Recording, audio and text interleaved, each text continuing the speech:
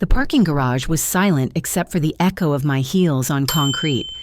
That's when I heard the voice behind me. "Mrs. Thompson, don't go up there. Your daughter-in-law." I turned to see a man emerging from the shadows, his clothes worn but his eyes urgent. My blood ran cold. But when I walked into that attorney's office 30 minutes later, she fainted the moment she saw me. "I'm grateful you're here to follow my story to the end. Comment the state you're watching from so I can see how far this tale has traveled." I never imagined that a Wednesday afternoon could shatter everything I thought I knew about my family. At 66, I believed I had weathered every storm life could unleash. Robert's death 4 months ago had been devastating enough, but I was managing, taking each day as it came, just as he would have wanted. The call from Henderson and Associates came precisely at 10:15 a.m. "Mrs. Thompson, we're prepared to finalize the estate proceedings. Can you join us at 3 o'clock this afternoon?" The woman's tone was crisp, almost impersonal.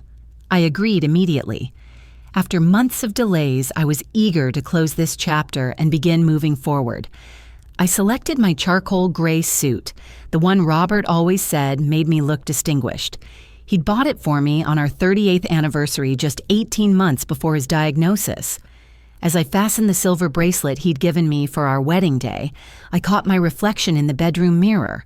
The woman staring back seemed older, more delicate than I remembered. 4 months of grief had etched new lines around my eyes and turned my chestnut hair more silver than I cared to acknowledge. The drive downtown took longer than anticipated. Traffic crawled through the city center, and I found myself tapping my fingers anxiously on the steering wheel. I couldn't understand why I felt so uneasy. This should have been routine. Robert and I had reviewed his will countless times throughout our marriage. Everything was meant to pass to me with provisions for our son David and his family upon my death. I pulled into the underground parking structure beneath the law firm's building, my hands trembling slightly as I shut off the engine. The concrete walls felt oppressive and unwelcoming. I gathered my handbag and the portfolio of documents I'd been instructed to bring, drew a steadying breath, and headed toward the elevators. That's when I heard the voice. "Ma'am, please wait." I turned to see a man approaching from behind one of the concrete support columns. He appeared to be in his late 40s, wearing clothes that had clearly seen better days. A faded denim jacket, worn khakis, scuffed work boots. His graying hair was disheveled, and he bore the weathered appearance of someone who spent considerable time outdoors. My instinct was to keep walking, perhaps even run. Robert had always cautioned me about being alone in parking garages, but something in his expression stopped me. His eyes weren't menacing or unhinged. They were concerned, almost frantic. "Please, ma'am, I need to tell you something critical," he said, maintaining a respectful distance. "You're Mrs. Thompson, aren't you? Robert's widow?" My heart began racing. How did this stranger know my name, know about Robert? "I don't know who you are, but you need to leave me alone," I said, attempting to keep my voice steady while reaching for my phone. "Ma'am, please. I understand how this appears, but I worked for Henderson and Associates upstairs. They terminated me 4 weeks ago, but before they fired me, I overheard conversations. Conversations about your husband's will." I froze. Henderson and Associates was Robert's law firm, the same firm I was about to meet with. The man glanced around nervously, as if ensuring we weren't being observed. "Your daughter-in-law, Jessica, she's been coordinating with certain individuals at the firm. There are documents, materials she's had prepared." My mouth went dry. "What are you talking about?" "Ma'am, I can't prove everything yet, but I believe she's been scheming to modify your husband's will. She's been telling people you're not mentally capable of managing the estate. She has medical documents, statements from people claiming you've been acting confused, disoriented." The words struck me like a physical blow. I gripped the side of my car for support. "That's impossible. I've never been diagnosed with any cognitive issues. I'm completely fine." "I know, ma'am." That's why I've been waiting here, hoping to intercept you before the meeting. She wasn't expecting you to appear today, she told Mr. Henderson, you probably wouldn't even remember the appointment. My anger flared, overwhelming my fear. How dare she? How dare anyone question my mental capacity? The man nodded sympathetically. There's more, ma'am. She's been falsifying documents, making it appear as though your husband wanted to alter his will during his final weeks. She has fabricated medical reports claiming he was concerned about your ability to handle finances. I felt like I was suffocating. None of this made sense. Robert had never expressed any doubts about me managing money. If anything, I was the one who had handled most of our financial affairs throughout our marriage. Why are you telling me this? I asked, studying his face for any indication of deception. Because I respected your husband, ma'am. He was always courteous to me when he visited the office. And because what they're doing is wrong. I may not have much left, but I still have my integrity. I looked at this stranger, this unlikely guardian who was risking whatever little stability he had remaining to warn me. What's your name? Tommy, ma'am, Tommy Rodriguez. I was a legal assistant at Henderson and Associates for 15 years before they decided I knew too much about their questionable practices. Questionable practices? Tommy glanced around again. They've been assisting certain clients in manipulating wills and estates, collecting substantial fees for making inconvenient family members disappear from inheritance documents. Your daughter-in-law has been compensating them handsomely. The elevator chimed in the distance, and Tommy stepped back into the shadows. Ma'am, you need to be extremely cautious up there. They're expecting you to simply sign documents without examining them carefully. Don't allow them to pressure you into anything. Before I could ask more questions, he vanished back into the maze of parked cars. I stood there for several minutes, my mind reeling from everything he'd revealed. Part of me wanted to dismiss it as the delusions of a troubled man, but something deep in my core told me he was speaking the truth. I thought about Jessica, my daughter-in-law of 9 years. She had always been pleasant to my face, but I'd noticed subtle things over the years. The way she would whisper to David when I entered a room, how she consistently steered conversations away from me during family gatherings, the barely concealed looks of annoyance when I spoke about Robert and our life together. With shaking hands, I pressed the elevator button. As the doors closed, I caught a glimpse of Tommy watching me from behind a pillar, his expression filled with concern. The ride to the 18th floor felt eternal. When the doors opened, I stepped into the luxurious reception area of Henderson and Associates. The mahogany furnishings and expensive artwork that once impressed me now seemed ominous, like an elaborate snare designed to trap unsuspecting victims. Mrs. Thompson, the receptionist said with a practiced smile, they're waiting for you in conference room B. As I walked down the corridor, my heels clicking on the polished marble floor, I noticed how eerily quiet everything seemed. Too quiet. Most of the office doors were closed, and I could hear muffled conversations behind them. I paused outside conference room B, my hand on the brass handle.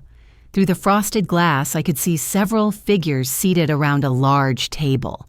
I recognized one silhouette immediately, Jessica's petite frame and distinctive hair. Taking a deep breath, I opened the door. The room was exactly as I expected, intimidating. 3 men in expensive suits sat on one side of the table, with Jessica positioned on the other side. She looked up as I entered, and for just a moment I saw something flash across her face. Surprise? Fear? It vanished so quickly I almost thought I'd imagined it. Then she smiled, that same sweet smile she'd been giving me for 9 years. "Oh, Margaret, I didn't expect you to come today." The way she said it confirmed everything Tommy had told me. "Hello, Jessica," I said, keeping my voice steady despite the storm raging inside me. "Of course I'm here." "This concerns my husband's estate." The lead attorney, a thin man with silver hair and cold eyes, gestured to an empty chair.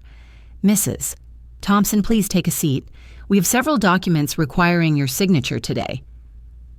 As I sat down, I noticed Jessica fidgeting with her wedding ring, twisting it around her finger repeatedly. She wouldn't meet my eyes directly, instead focusing on the stack of papers before her. "Before we proceed," I said, placing my purse firmly on the table, "I'd like to understand exactly what we're discussing today. My husband and I reviewed his will many times. I'm familiar with his intentions." The attorney exchanged a quick glance with his colleagues. "Mrs. Thompson, there have been some recent developments. Your husband made certain amendments to his will during his final weeks, expressing concerns about—" "Stop," I interrupted, surprising myself with the firmness in my voice. "What kind of concerns?" Jessica finally looked at me, her eyes wide with what appeared to be genuine concern. "Margaret, Robert was worried about your health. He mentioned several incidents where you seemed confused, forgetful. He wanted to ensure the estate was handled properly." The words felt like a slap across my face. "Incidents? What incidents?" One of the other attorneys slid a folder across the table. "Mrs. Thompson, we have documentation of several occasions where family members noted concerning behavior, memory lapses, confusion about dates and names, difficulty managing household finances." I opened the folder with trembling hands. Inside were what appeared to be medical reports, written statements, even photographs. My breath caught as I recognized Jessica's handwriting on one of the statements dated just 7 weeks ago. "Margaret became extremely agitated when asked about grocery shopping," I read aloud. "She couldn't remember what she had purchased or how much money she had spent. When David tried to help her organize her receipts, she accused him of trying to steal from her." My hands were shaking so badly I could barely hold the paper. "This is completely false. I have never accused David of stealing anything." "Margaret," Jessica's voice was soft, almost pitying, "you did say those things. We were all very worried about you. That's why Robert decided he needed to make arrangements." I stared at her. This woman I had welcomed into my family, who had shared holidays with us, who had smiled and embraced me at every family gathering. The person looking back at me now was a stranger. "What arrangements?" I managed to ask. The lead attorney cleared his throat. "Your husband amended his will to establish a trust. The estate would be managed by a trustee, in this case your son David, with provisions for your care and living expenses." The room started spinning. I gripped the edge of the table to steady myself. "You're telling me Robert didn't trust me to handle my own finances?" "It wasn't about trust," Jessica said quickly. "It was about protection. Robert loved you so much, Margaret. He just wanted to make sure you were taken care of." I closed my eyes, trying to process what was happening. When I opened them again, I noticed something that made my blood run cold. In the corner of the conference room, I spotted a small recording device, its red light blinking steadily. "Are you recording this meeting?" I asked. The attorneys looked uncomfortable. "It's standard practice for estate settlements," one of them said. "Standard practice to record a grieving widow without her consent?" Before anyone could answer, there was a soft knock on the door. A secretary peered in. "Mr. Henderson, there's someone here to see you. He says it's urgent." The lead attorney frowned. "We're in the middle of a meeting." "Sir, he says his name is Tommy Rodriguez, and he has information about this case." I watched as all the color drained from Jessica's face. She looked like she might be sick. "I don't know anyone by that name," Henderson said quickly. "Tell him we're busy."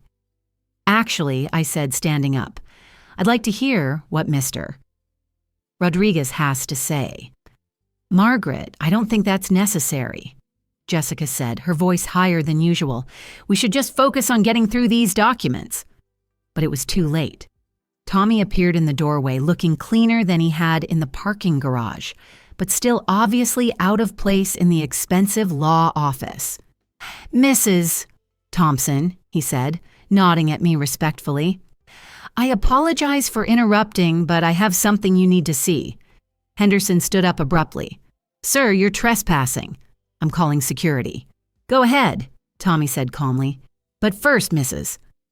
Thompson should know that I have copies of the original documents, the real ones from before they were altered. The room went dead silent. I could hear my own heartbeat pounding in my ears. Tommy reached into a worn messenger bag and pulled out a manila folder. I made copies before they fired me. Your husband's original will dated 8 months ago, and the real medical reports from his doctor, not the fabricated ones they created. Jessica suddenly stood up, swaying slightly. I don't feel well, she mumbled. Sit down, Jessica, I said, my voice harder than I'd ever heard it. You're going to want to hear this. Tommy opened the folder and pulled out several documents. Mrs. Thompson, your husband never changed his will. These people, he gestured to the attorneys, have been working with your daughter-in-law to create false documents. They forged your husband's signature and fabricated medical reports to make it look like he questioned your mental capacity. That's preposterous, Henderson sputtered. This man is clearly disturbed. We have witnesses to Mr. Thompson's concerns about his wife's condition. You mean the witnesses your firm paid? Tommy asked calmly. I have the receipts for those payments, too. Jessica made a small whimpering sound and suddenly collapsed back into her chair, her face white as paper. For a moment, I thought she had fainted, but her eyes were still open, darting frantically around the room like a trapped animal. Why? I asked her, my voice barely above a whisper. Why would you do this to me? Jessica's mouth opened and closed several times before any words came out. David and I have debts, Margaret. The house, his business, everything is mortgaged beyond our means. You needed to steal from me, I finished for her. Tommy placed the original will in front of me. Mrs. Thompson, this is your husband's real will, signed and witnessed properly. Everything he owned goes to you, exactly as you believed. I looked down at Robert's familiar signature, the one I had seen him write thousands of times over our 43 years of marriage. Seeing it there, real and unchanged, brought tears to my eyes. How long have you been planning this? I asked Jessica. She was crying now, mascara running down her cheeks. It wasn't supposed to hurt you. We were going to make sure you were comfortable. The trust would have provided for everything you needed, while you controlled every penny, I said. Henderson was frantically shuffling papers, probably trying to hide evidence. Mrs. Thompson, I think there's been a misunderstanding. Perhaps we should reschedule this meeting. No, I said firmly. We're going to finish this right now. I looked around the room at these people who had tried to rob me of my husband's final gift to me. Not just his money, but his trust. The woman who had smiled at me while plotting behind my back. The attorneys who had been willing to fabricate documents for the right price. But I also looked at Tommy, this man who had nothing to gain and everything to lose by speaking up for me. A man who had risked whatever little stability he had left to make sure I knew the truth. What happens now? I asked him. Tommy looked at the attorneys with disgust. Now we call the police. As he reached for his phone, Jessica let out a small sob and slumped forward, finally fainting for real this time. But I felt no sympathy for her. The woman who had just collapsed wasn't the daughter-in-law I thought I knew. She was a stranger who had been wearing my daughter-in-law's face for 9 years, and I was about to discover just how deep her deception ran. The police arrived within 25 minutes, but those 25 minutes felt like hours. Jessica had regained consciousness and sat slumped in her chair, no longer bothering to maintain her innocent facade. The sweet, caring daughter-in-law I thought I knew had vanished completely, replaced by someone I didn't recognize at all. Detective Maria Santos was a woman about my age, with kind but sharp eyes that seemed to take in everything at once. She listened patiently as Tommy explained what he knew, examining the documents he had brought with calm professionalism. Mrs. Thompson, she said after reviewing everything, I'm going to need you to tell me about your relationship with your daughter-in-law. Start from the beginning. I found myself thinking back to 9 years ago when David first brought Jessica home to meet us. She had been 27 then, working as a physical therapist, seemingly sweet and genuinely in love with my son. Robert and I had welcomed her with open arms. She was perfect, I told Detective Santos. Too perfect, I realize now. She always said exactly what we wanted to hear, always agreed with everything Robert and I said. I thought she was just trying to fit in. As I spoke, memories started shifting in my mind, like puzzle pieces rearranging themselves into a clearer picture. Things that had seemed innocent at the time now took on a darker meaning. About 4 years ago, she started making little comments, I continued. Nothing obvious, just small suggestions that maybe I was getting forgetful. She'd ask if I remembered conversations we'd supposedly had, events that I was certain had never happened. Jessica looked up at me then, her eyes red and swollen. Margaret, I was genuinely concerned. No, I cut her off, surprising myself with the strength in my voice. You were planting seeds, making me question my own memory. Detective Santos turned to Tommy. Mr. Rodriguez, can you tell me more about what you witnessed at the law firm? Tommy pulled out a small notebook, his hands remarkably steady considering his situation. About 8 months ago, Mrs. Jessica Thompson started coming to the office regularly. At first, Mr. Henderson told us she was just asking about estate planning for her husband's family. But then the meetings became more secretive. He flipped through his notebook. I started paying attention because something felt wrong. She would bring documents that she claimed were from doctors, statements from family and friends, even photographs that were supposed to show Mrs. Thompson in confused states. What kind of photographs? Detective Santos asked. Jessica shifted uncomfortably in her seat. Tommy looked at her with disgust before answering. Pictures of Mrs.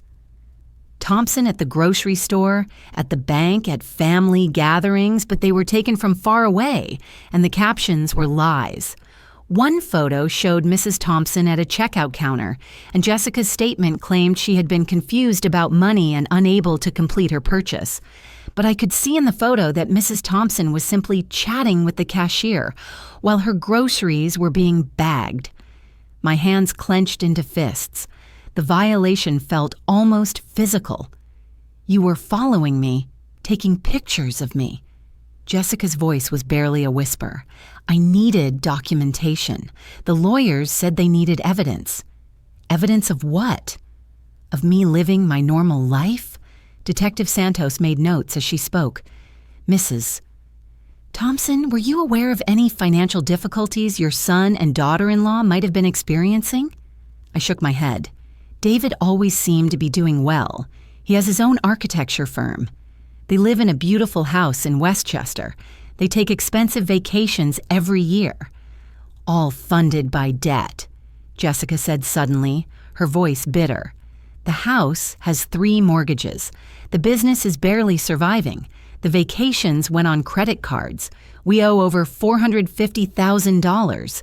The number hit me like a punch to the stomach. $450,000? How is that possible? David's firm started failing 3 years ago, Jessica continued, tears streaming down her face again. He was too proud to tell you and Robert. He kept borrowing money, thinking he could turn it around.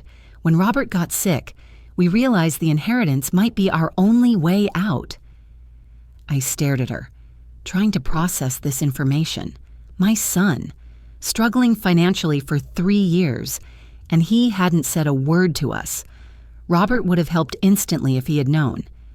So instead of asking for help, you decided to steal from me, I said. It wasn't stealing, Jessica protested weakly. You would have been taken care of.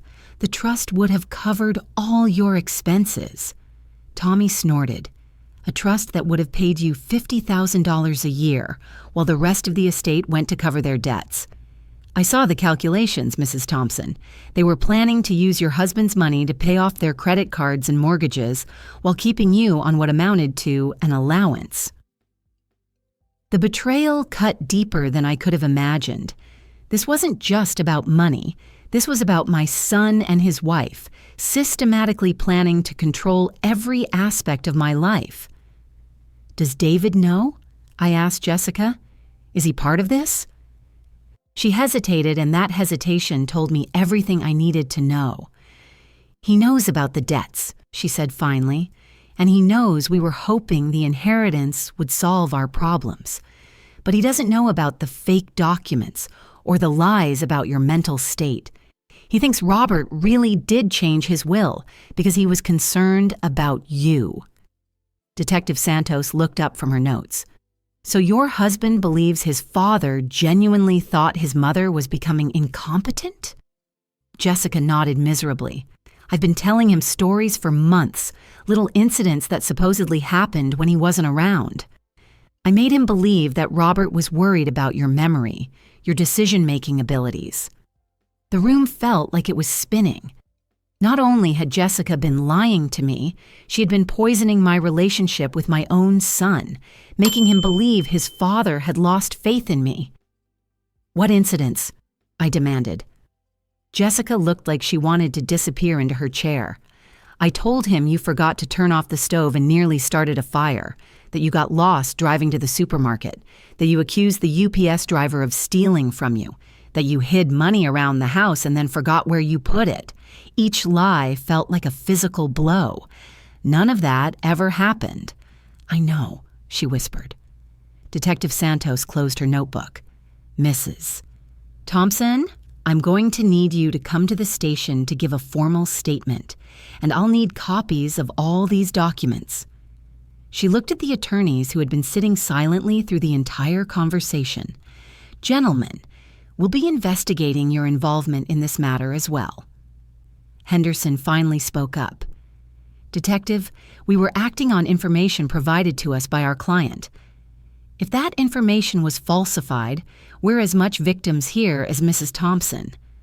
Tommy laughed bitterly. "Victims? You charged them $75,000 to forge documents and fabricate evidence. I have copies of your invoices." The lead attorney's face went white. We don't."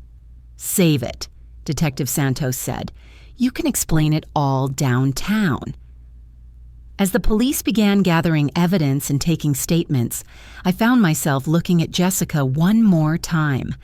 This woman who had shared holidays with us, who had hugged me and called me Mom, who had sat beside Robert's hospital bed during his final days. "Was any of it real?" I asked her. "The last 9 years, the family dinners, the conversations we had. Was any of it real?" Jessica looked up at me with genuine tears in her eyes. "At first, yes. When I met David, when we got married, I really did care about you and Robert. But when the money problems started getting worse, when we realized how much the estate was worth." She didn't finish the sentence, but she didn't need to. I understood. Somewhere along the way, her love for my son had turned into something darker. Desperation had transformed her from the woman who had genuinely cared about our family into someone willing to destroy me to save herself. As Detective Santos prepared to escort everyone out, I realized something that chilled me to the bone.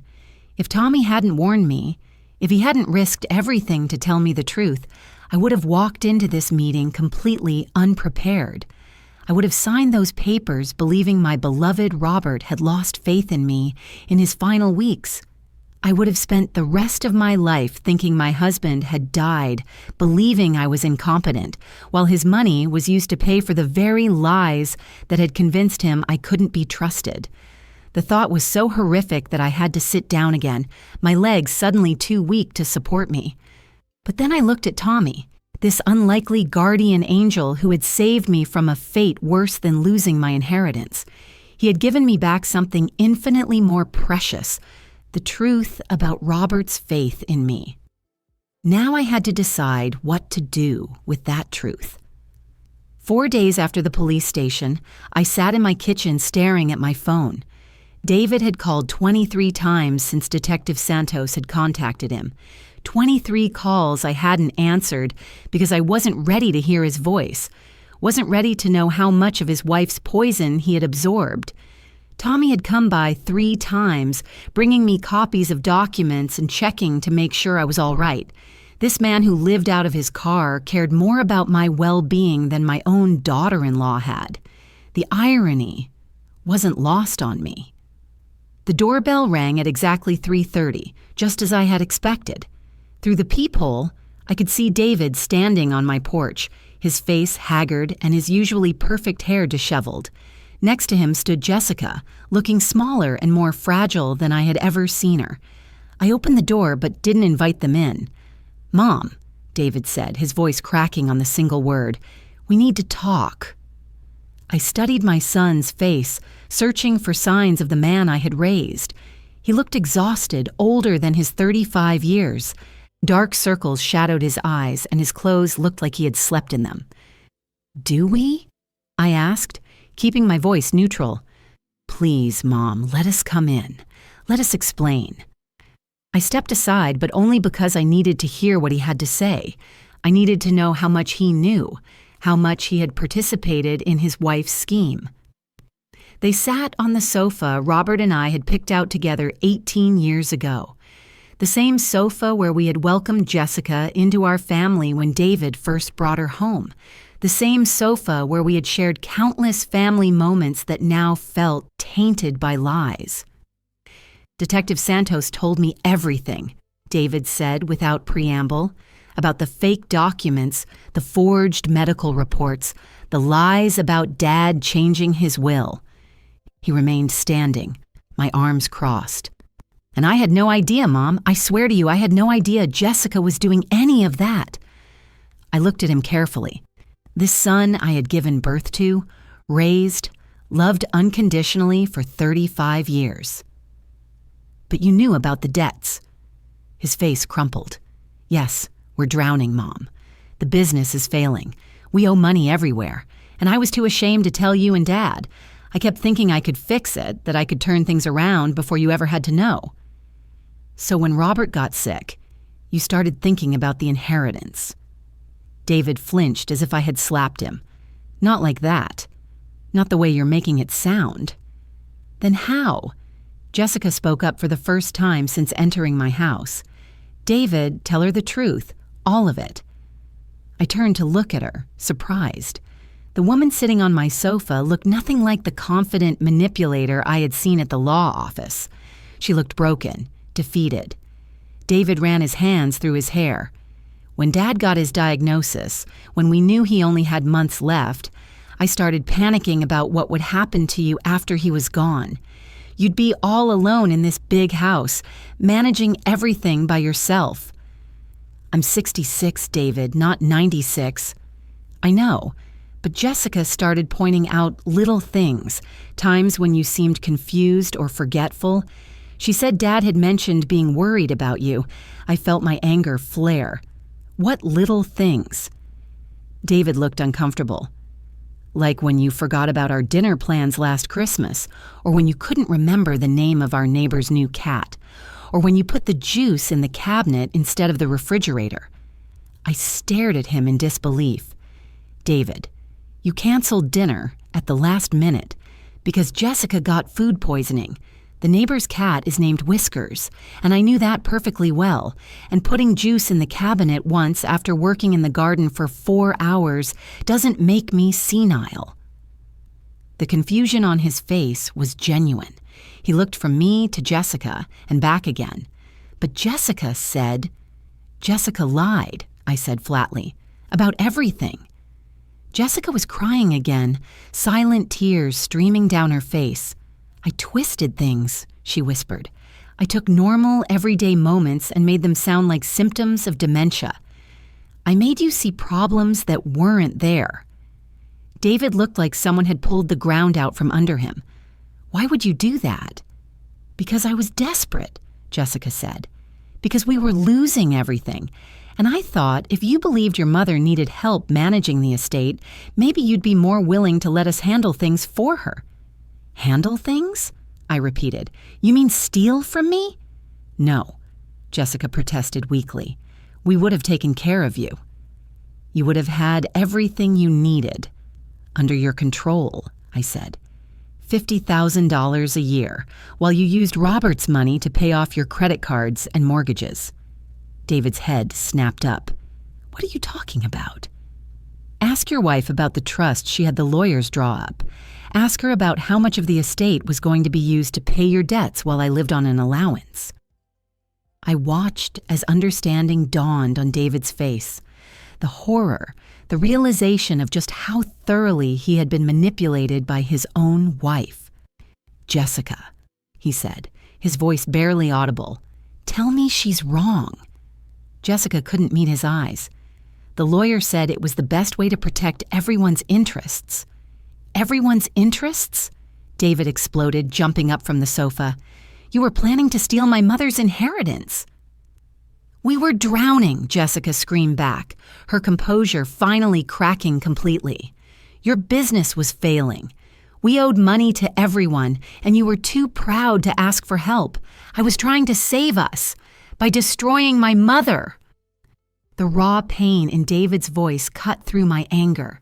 I could see him realizing not just what Jessica had done, but how she had used his love for me against both of us.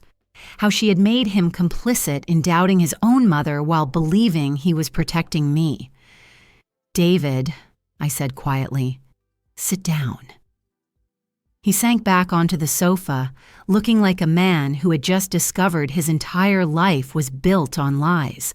I want you to understand something, I continued. Your father never doubted me. Not once, not ever. His will was never changed. He never questioned my ability to manage our affairs. The man you knew, the father who raised you, that man trusted me completely until the day he died. David broke down then, sobbing like he had when he was a little boy. I'm so sorry, Mom. I'm so sorry. I believed her. I should have known you better than that. You should have, I agreed, but she was very good at what she did. I looked at Jessica, who was staring at her hands in her lap. How long have you been planning this?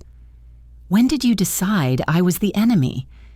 You were never the enemy, she said, but when the debt started piling up, when we realized we might lose everything, I started thinking about the inheritance differently. Your husband's estate is worth over $2.8 million, Margaret. That money could solve all our problems. That money was Robert's life's work, money he saved so I could live comfortably after he was gone. You don't need $2.8 million, Jessica said, a flash of her old resentment showing through. You live simply. You don't travel extensively. You don't spend money on expensive things. That money would just sit there while we lost our house, our cars, everything we've worked for. And there it was, the real Jessica, the woman who believed she deserved Robert's money more than I did because she would spend it while I would save it. The woman who had convinced herself that stealing from me was actually noble because I didn't deserve what my husband had left me. David looked at his wife like he was seeing her for the first time. Jessica, how could you think like that? How could you believe you had any right to Mom's inheritance? Because she doesn't need it, Jessica shouted. Because we do. Because you were too stubborn and proud to ask for help when we needed it. So instead of asking, you decided to take, I said. The room fell silent except for the sound of Jessica's crying and David's ragged breathing. Finally, David spoke. Mom, what happens now? I had been asking myself the same question for 4 days. What did happen now? My daughter-in-law had tried to steal my inheritance through an elaborate scheme involving forged documents and false medical reports. My son had been manipulated into doubting his own mother's competence. The lawyers who were supposed to protect Robert's wishes had been willing to fabricate evidence for the right price. But underneath all of that was a deeper question. Could this family be saved? I looked at David, at the genuine remorse and horror on his face. Then I looked at Jessica, still defiant even in her defeat. That depends, I said finally, on what you're both willing to do to make this right. The silence in my living room stretched on for what felt like hours. David sat with his head in his hands while Jessica stared at the floor, her tears finally spent. I remained standing, waiting for one of them to speak first, to show me who they really were beneath all the lies and desperation. It was David who broke the silence. "What do you want us to do, Mom?" I had spent 4 sleepless nights thinking about that question. What did I want? Justice, revenge, or something harder to define, the restoration of trust that might be impossible to rebuild? "I want the truth," I said. "All of it. Every lie, every manipulation, every moment when you chose to doubt me instead of trust me." David lifted his head, his eyes red and swollen. "I'll tell you everything I know, but Mom, I swear to you, I thought I was protecting you. Jessica convinced me that Dad was worried about your memory, that he wanted to make sure you were taken care of." "How?" I asked. "What exactly did she tell you?" David glanced at his wife, who still wouldn't look up from the floor. "She said Dad had mentioned it to her during one of his doctor visits, that he was concerned about leaving you alone with so much responsibility." I felt a chill run down my spine. "Jessica was with Robert at his doctor visits." "Sometimes," David said, "when I couldn't get away from work. She offered to drive him, to help him keep track of his medications and appointments." I turned to look at Jessica. "You used my husband's illness as an opportunity to manipulate my son." Finally, she looked up at me. "Robert never said anything about being worried about you. But he was so weak during those last months, so dependent on everyone around him. It made it easy to suggest that maybe he should be thinking about what would happen to you after he was gone." "Suggest to whom?" I demanded. "To David. I would mention things when we got home from the appointments, little comments about how frail Robert was getting, how much he was depending on you for everything. I made it sound like Robert was concerned about burdening you." The betrayal cut deeper than I had thought possible. This woman had used my husband's final months, when he was at his most vulnerable, to plant seeds of doubt about me in our son's mind. "What else?" I asked, my voice steady despite the rage building inside me. Jessica wiped her nose with a tissue. "I started paying attention to everything you did. Every time you forgot where you put your keys, every time you had to ask someone to repeat themselves, every normal thing that happens to everyone every day." I would mention it to David later, make it sound concerning. "And you believed her," I said to David. "She was so subtle about it, Mom. She never said you were having problems directly. She would just mention things casually, like she was worried but didn't want to make a big deal about it. Over time, it started to seem like there was a pattern. I thought back over the past year, trying to remember interactions with both of them. Had I noticed Jessica paying unusual attention to my words and actions? Had there been signs I had missed? "The photographs?" I said suddenly. "When did you start following me?" Jessica shifted uncomfortably. "About 5 months ago, the lawyers said they would need documentation if we were going to challenge your competency." "Challenge my competency?" I repeated. "You were planning to have me declared mentally unfit." "No," David said quickly. "That's not what we discussed."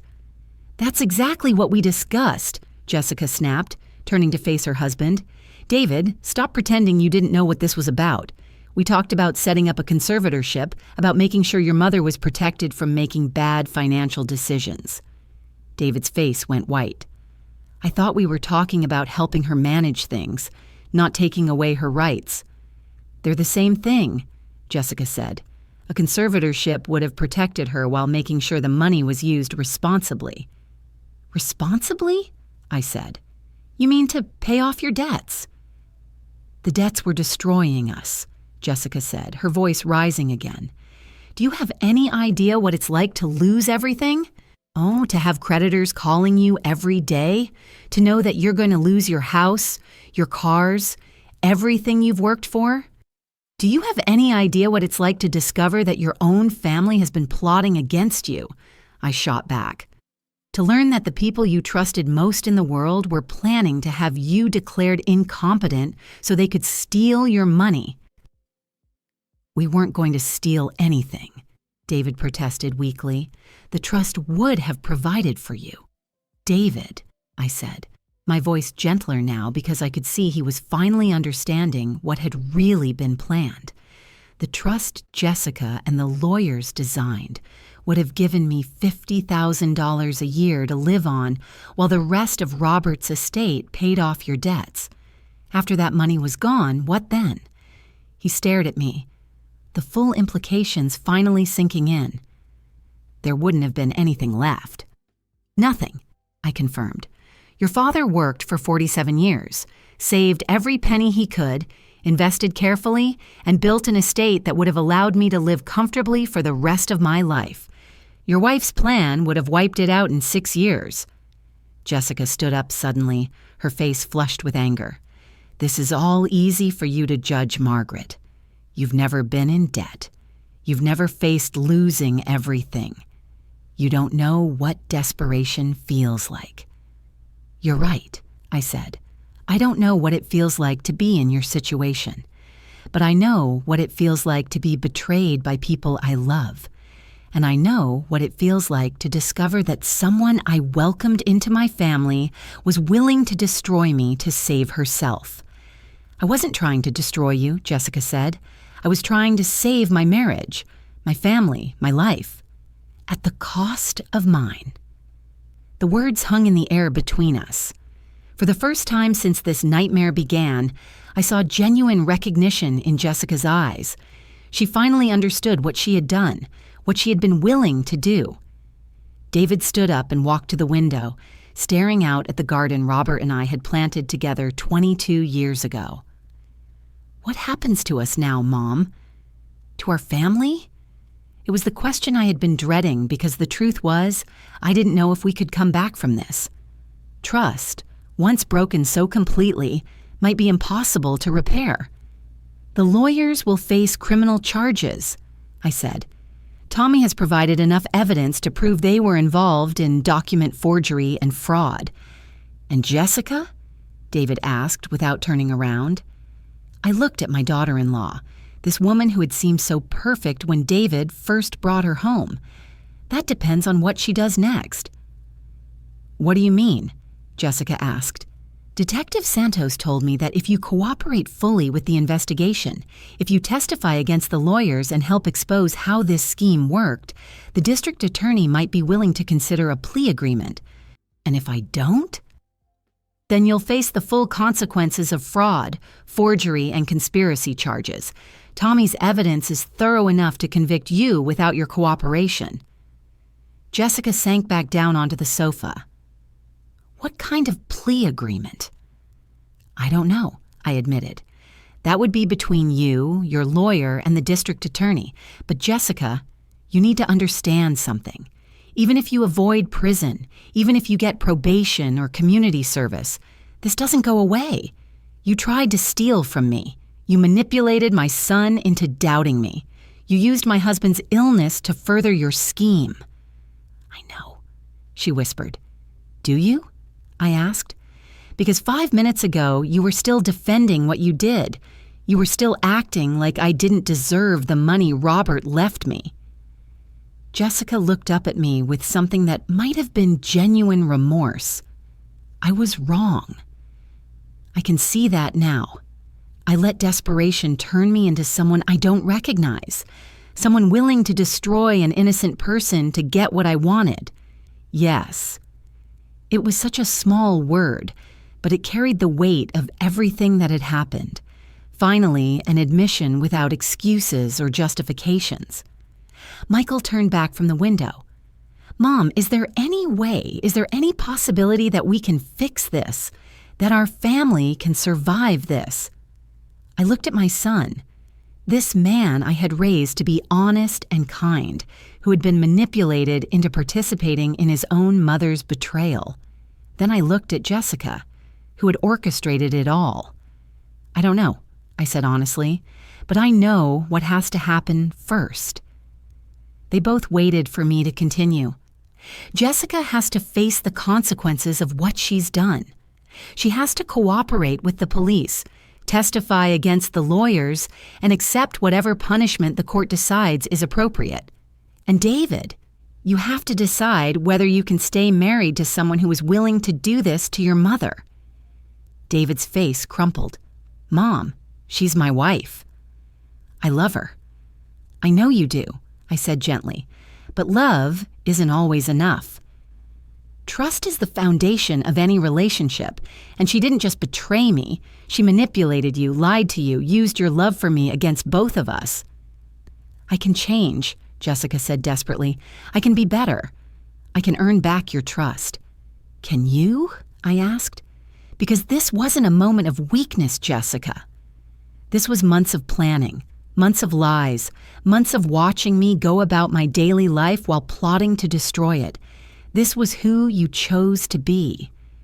The room fell silent again. Outside, I could hear children playing in the neighborhood, the normal sounds of life continuing while my world had been turned upside down. "What do you want from us?" David asked finally. "I want you to choose," I said. "Both of you. Choose who you want to be going forward. Choose whether you want to be people who can live with the consequences of your actions or people who keep making excuses for them." It wasn't the answer they wanted, but it was the only one I had. Because the truth was, I couldn't make this decision for them. I couldn't force David to leave his wife, and I couldn't force Jessica to become a different person. All I could do was decide what I was willing to accept in my own life, and I was no longer willing to accept being betrayed by people who claimed to love me.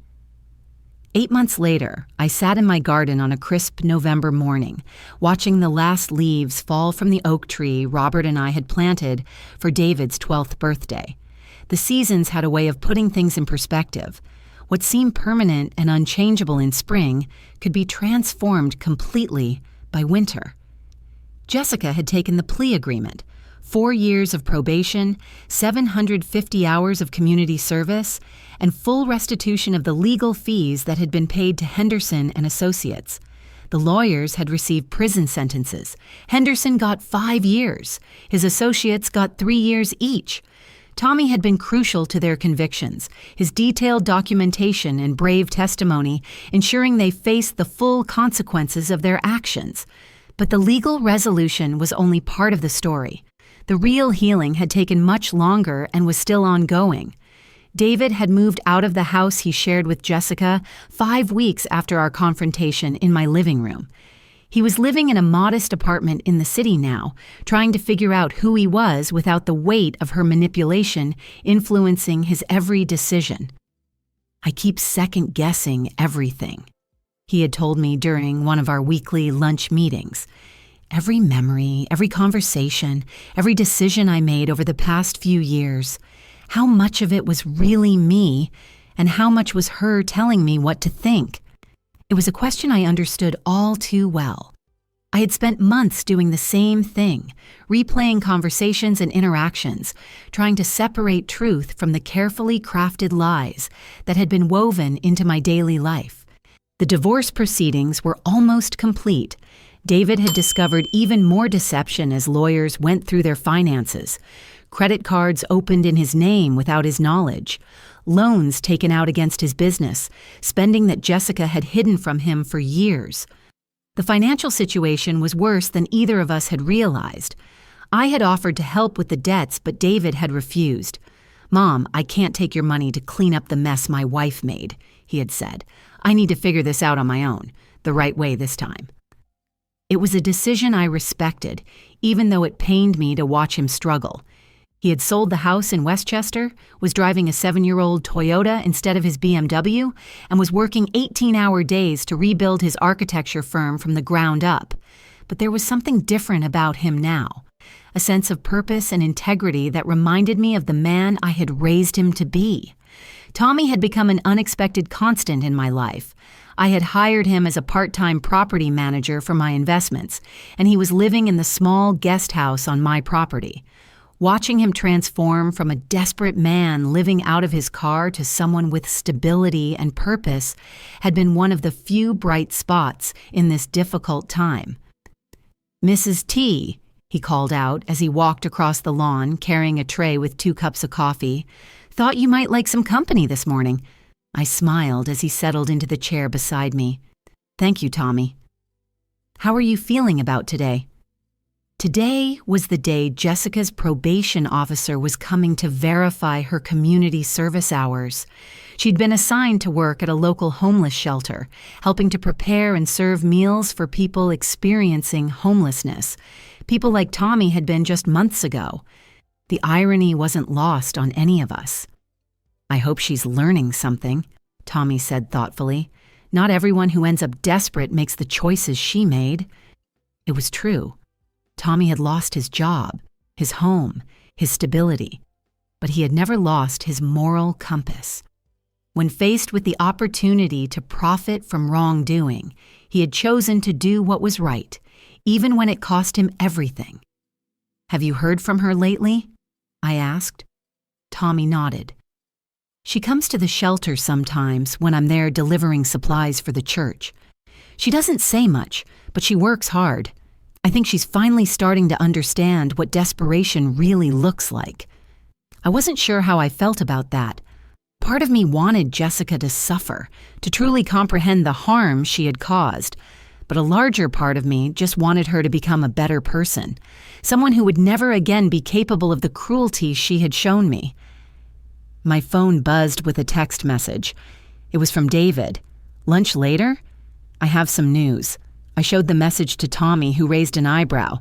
"Think it's good news or bad news?" "With David these days, it's usually both," I replied. That afternoon, David arrived at my house looking better than he had in months. He had gained back some of the weight he had lost during the stress of the divorce, and there was color in his cheeks again. "You look good," I told him as we settled in the kitchen with our sandwiches. "I feel good, Mom." Really good. For the first time in years, I feel like I'm living my own life instead of trying to manage someone else's crisis. He pulled out his phone and showed me a picture of a small office space with Thompson architecture painted on the window. "I signed the lease yesterday. My own office, my own business, built the right way this time." Pride swelled in my chest. "Robert would be so proud of you." "I hope so," David said. "I've been thinking about him a lot lately, about the values he tried to teach me, the kind of man he wanted me to become." I lost sight of that for a while. "We all did," I said gently, "but we found our way back." David reached across the table and took my hand. "Mom, I need to ask you something, and I need you to be honest with me." I squeezed his hand. "Always. Can you ever forgive me?" "Really forgive me? Not just say the words because you love me?" It was a question I had been asking myself for months. Could I truly forgive my son for doubting me, for being manipulated into participating in a scheme that could have destroyed my life? "David," I said carefully, "forgiveness isn't something that happens all at once. It's a choice I make every day. Some days it's easier than others." His eyes filled with tears. "I understand. But yes," I continued, "I can forgive you. I have forgiven you, because I can see that you were a victim too. Jessica used your love for me against both of us, and that wasn't your fault. It feels like it was my fault. I should have known better. I should have trusted you more than I trusted her." "You should have," I agreed, "but you didn't, and we can't change that. What we can do is build something better going forward." David wiped his eyes with the back of his hand. "What does that look like?" "It looks like honesty," I said. "Complete honesty, even when it's uncomfortable. It looks like you coming to me when you're struggling instead of trying to handle everything alone. It looks like us rebuilding trust one conversation at a time. And if I mess up again," I smiled, "then we'll deal with it together. But David, you're not the same man you were 8 months ago. You've learned something about yourself, about what you're capable of when you're desperate. That knowledge will protect you from making the same mistakes again." We sat in comfortable silence for a while, both of us processing the long journey that had brought us to this moment. "What about Jessica?" David asked, finally. "What about her? Do you think you'll ever be able to forgive her?" I considered the question carefully. I don't know. What she did was calculated, deliberate, cruel. She didn't just make a mistake or let desperation cloud her judgment for a moment. She spent months planning to destroy me, and she enjoyed doing it. She says she's changed. Maybe she has. People can change, David. But forgiveness isn't about whether someone has changed.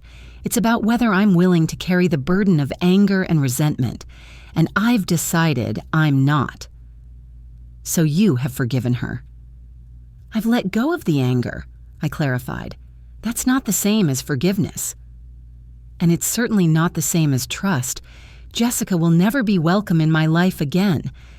But I refuse to let her steal any more of my peace. David nodded slowly. I think I understand.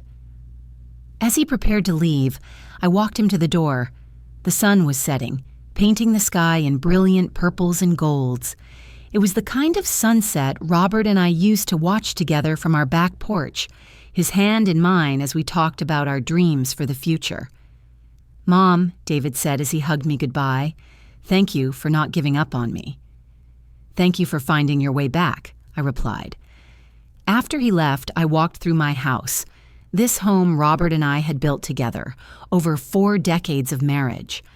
The rooms were quiet, but not lonely. I had thought that losing Robert would mean facing the rest of my life alone. But I had discovered something important over these past months. I wasn't alone. I had people in my life who genuinely cared about me. Tommy, whose loyalty and courage had saved me from a terrible fate. David, who was working every day to become the man he was meant to be. Detective Santos, who still called to check on me. Even the staff at the homeless shelter where Jessica was doing her community service, who had become friends after I started volunteering there myself. I had a life full of purpose and meaning.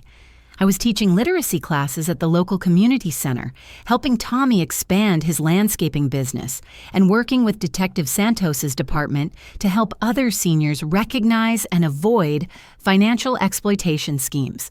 Most importantly, I had reclaimed my own story. For months, Jessica had been writing a narrative where I was a confused, incompetent old woman who couldn't be trusted with my own life. But that was never true. I was a strong, intelligent woman who had survived 43 years of marriage, raised a son, built a life, and faced down people who tried to destroy me. That evening, as I sat on the back porch with a cup of tea, watching the stars emerge in the darkening sky, I felt something I hadn't experienced in years: complete peace. Not the peace of having everything I wanted, but the peace of knowing exactly who I was and what I was worth. Robert's love lived on in the security he had provided for me, in the values he had taught our son, in the beautiful life we had built together. Jessica's scheme had failed, not just because Tommy had exposed it, but because the foundation Robert and I had built was stronger than the lies she had tried to construct on top of it. I was 66 years old, and I was just beginning the best chapter of my life. The thought would have seemed impossible 8 months ago, but now it felt like the most natural thing in the world. I was free. Now, I'm curious about you who are listening to my story. What would you do if you were in my place? Have you ever been through something similar? Comment below with your thoughts. And remember, sometimes the people who seem like strangers might be the ones who save you, while those closest to you might be the ones you need to be saved from.